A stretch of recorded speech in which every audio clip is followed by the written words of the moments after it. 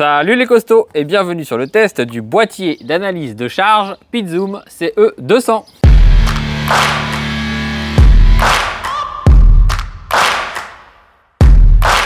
Aujourd'hui, on est sur un test d'un produit. Alors je vous dis tout de suite, à la base je pensais qu'on m'avait envoyé un chargeur universel. C'est pas du tout ça. C'est pour ça que ça fait 3 mois que je l'ai reçu, j'ai toujours pas fait la vidéo. Donc je vais vous expliquer un peu ce que c'est. C'est un petit boîtier et c'est un petit boîtier qui va se brancher sur votre chargeur et qui va vous permettre d'analyser votre charge, de voir combien vous envoyez de tension directement dans votre batterie, savoir s'il y a un défaut au niveau de votre chargeur, au niveau de votre batterie, vous allez avoir un retour de code erreur. Enfin, ça fait plein de choses. Donc ce qu'on va faire, on va le détailler. Alors je suis pas spécialiste dans ce domaine, parce qu'à la base je pensais que c'était un chargeur, mais pas du tout. Donc déjà, on va faire le tour de la boîte. Quand vous le recevez, vous avez le boîtier, donc c'est le CE200, vous avez un câble qui est fourni, et tous les embouts que vous voyez ici, c'est des embouts qui m'ont été envoyés en plus. Chose importante, en fait, il y a un embout fourni avec le boîtier. Quand vous allez faire la commande sur le site, donc il faudra choisir l'embout que vous souhaitez avoir avec le boîtier, et donc il vous sera livré directement avec. Alors, comment ça marche ce système? Eh bien, en fait, quand vous avez un vélo, vous avez un chargeur d'origine. Vous voyez, là j'ai le chargeur du Duotz.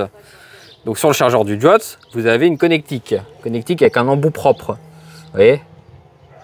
Eh bien, ce qu'il faut faire déjà, quand vous commandez votre boîtier chargeur Smart, eh bien, il faut commander l'embout qui va avec. Donc pour ce faire, c'est extrêmement simple. Sur votre chargeur, juste en derrière, vous avez des logos. Vous voyez? Juste ici. Et bien ça vous dit quel type d'embout vous avez besoin. Et sur le site de Pitzoom, et ben vous retrouvez un tableau de correspondance pour vous dire exactement quel embout choisir. L'embout va coûter une dizaine d'euros. Les embouts à 9,99 €, c'est que s'il vous faut d'autres embouts, par exemple si vous avez d'autres vélos ou d'autres produits, et ben là en fait il y aura un supplément pour les embouts supplémentaires. Mais quand vous achetez le boîtier, vous avez l'embout correspondant à votre matériel qui est fourni, c'est vous qui le sélectionnez au moment de la commande. Et puis si vous avez d'autres vélos, vous pouvez commander d'autres embouts. Regardez tout ce que j'ai comme embout. Moi j'ai demandé plein d'embouts. Et bien j'en ai eu plein. Regardez, je peux brancher sur énormément de types de vélos différents. Donc à chaque fois c'est en deux parties. Vous voyez, je tire. Donc vous avez une partie qui va se connecter directement sur votre chargeur et une partie sur le boîtier. Là en l'occurrence, ce qu'il me faut, j'en ai fait quoi? C'est celui-là. Vous voyez, celui-ci. Donc c'est en deux parties. Je le déconnecte. Voilà. Tac, tac, je prends mon boîtier, je le branche comme ça. Donc là, c'est écrit Connect to Wheel. Donc, que je me trompe pas, ça va être Connect to Charger. Donc la partie femelle, je le mets sur Connect to Charger. Voilà, je l'emboîte, je peux pas me tromper. J'ai une rallonge, vous voyez, qui est fournie avec. Donc cette rallonge, je la connecte au niveau de Connect to Wheel. Voilà. Voilà, je l'emboîte. Voilà, donc la première étape est faite. Ensuite, qu'est-ce qu'il faut faire? Eh bien, vous prenez votre chargeur. Là c'est le chargeur du Duotz en l'occurrence. Je le connecte ici. Et donc, ce qui va se passer, l'énergie va passer dans le chargeur, va être envoyée dans le boîtier d'analyse. Et le boîtier d'analyse va l'envoyer directement dans la batterie. Et on aura toutes les infos sur le petit écran, voir s'il y a un défaut. Enfin après, de toute façon, je vais vous faire une petite démonstration. Hein. Vu que je suis un professionnel, c'est normal. Hein. Si je dis des conneries, c'est possible. Hein. Attention, ça peut arriver. C'est ça les artistes. Là, vous voyez, j'ai relié ça sur ça. Et ça, je le branche sur la batterie. Clac.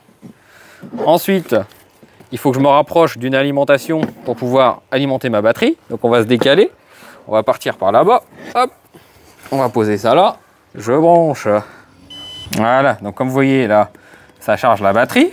Et si on regarde l'écran, là je vais avoir toutes les infos. Là, donc j'ai 49,1 volts qui rentrent. Et j'en ai 49,1 qui sort. Hein, voilà. Donc là j'envoie dans la batterie 143 watts exactement. Et en dessous, en bleu, vous pouvez voir combien on a envoyé de wattheures dans la batterie. Juste au-dessus, vous avez un petit voyant rouge. Le voyant rouge, ça veut dire que c'est en charge actuellement. S'il était blanc, ça voudrait dire que c'est déconnecté. Et s'il est vert, c'est que c'est fini de charger. Vous avez le temps de charge qui est indiqué juste à côté. Ici, vous avez les codes erreurs. Donc, code erreur, qu'est-ce que ça peut être? Ça peut être s'il y a un défaut sur votre chargeur, ça peut être s'il y a un défaut sur votre batterie, ça peut être une surtension, de la chaleur. En fait, vous allez avoir toute la liste des codes erreurs qui est juste à l'arrière. Vous voyez? Là, vous avez tous les codes erreurs qui sont écrits. Alors, c'est en anglais par contre, hein, voltage limite, protection s'il y a un court-circuit, enfin. Oui, parce que ce boîtier, il est censé justement éviter aussi les surtensions. Donc, vous pouvez aussi paramétrer la charge. Donc, vous avez très peu de boutons, hein. On a 7, on a plus, on a moins. On a allumage et extinction, hein. Donc là, vous appuyez sur 7. Là, si vous appuyez sur 7, vous allez pouvoir régler. Là, on est sur le voltage. Donc là, vous voyez, on est sur du 49,3 volts. Là, on peut mettre ce qu'on veut. Parce que là, c'est automatique, hein, ce qui est au-dessus. Et là, vous pouvez choisir la tension souhaitée. Donc, à quoi ça sert, ce système-là? Si vous voulez que votre batterie, elle dure plus longtemps que ce qu'elle devrait faire normalement. Ce qui est conseillé, c'est de faire du 20-80, on va dire, au niveau de la batterie. Donc, de ne pas monter jusqu'au maximum et de ne pas la décharger totalement. Les costauds, je m'aperçois que mes explications, ils sont pas claires. Quand je vous dis que le boîtier, il vous permet en fait de faire du 20-80, de pas charger à 100%. Alors, que je vous explique vraiment. En fait, c'est un peu comme sur les téléphones portables. Le mieux pour une batterie, pour maximiser sa durée de vie dans le temps, c'est de ne pas descendre en dessous de 20% de charge et de ne pas monter au-dessus de 80%. Donc, ce boîtier, il a une utilité, c'est-à-dire que quand vous réglez avec le set justement, hein, ce que vous pouvez faire, vous pouvez régler la tension maximum. C'est-à-dire, là on va prendre un exemple simple. D'ailleurs, vous avez un tableau qui est disponible sur le site de PeakZoom qui vous permet de savoir quelle tension mettre dans votre batterie en fonction du nombre d'éléments. Parce que oui, il faut se référer au nombre d'éléments de la batterie. Ça, c'est écrit à l'arrière de votre batterie. Vous allez avoir écrit 13S, enfin avec le nombre d'éléments. Donc, il faut se référer à ça. Il faut se référer à la tension de votre chargeur qui est écrit à l'arrière de votre chargeur. Donc, vous avez l'ampérage. Vous allez avoir la tension maximum du chargeur. Donc, il ne faut pas dépasser ces tensions. Ça, c'est très important. Si on se réfère au tableau. Là, par exemple, je suis sur une batterie qui a 13 éléments. Batterie qui a 13 éléments et qui est donc en 54,6 volts en tension maximum. Donc si je veux que mon chargeur se bloque à 80% de charge sur une batterie en 13 éléments, il faut que j'ai une tension de 51,4 volts. Parce que je vais pouvoir régler dans mon set les 51,4 volts. Et comme ça, je vais charger ma batterie à 51,4 parce qu'il va stopper dès que la batterie va atteindre cette tension. En théorie, ça va faire que votre batterie, elle va durer plus longtemps dans la durée si vous chargez jusqu'à 80%. Par contre, évidemment, vous perdrez en autonomie avec votre vélo parce que votre batterie ne sera pas chargée à 100%. Et donc, le chargeur, c'est un chargeur qui est en 3 ampères. 3 ampères. Et après, vous pouvez choisir même une durée de charge. Donc, durée de charge, imaginons que vous voulez charger pendant 3 heures. Vous allez choisir 3 heures, ça va couper la charge une fois que le compteur va être arrivé à 0. Mais là, je ne pourrais pas aller beaucoup plus loin parce que, vous voyez, la batterie, elle est chargée complètement. La batterie n'était pas vraiment chargée complètement. En fait, c'est juste que le boîtier a coupé la charge parce que j'avais atteint les 80% et mon objectif cible. C'est pour ça que ça a coupé. Parce que vu que ma batterie, elle n'était pas déchargée, elle était déjà à plus de 80%. Donc, dès que j'ai choisi les 51,4, ça a stoppé la charge automatiquement. Imaginons vous êtes l'hiver et vous voulez juste mettre 50% juste pour que ça tienne pour l'hiver.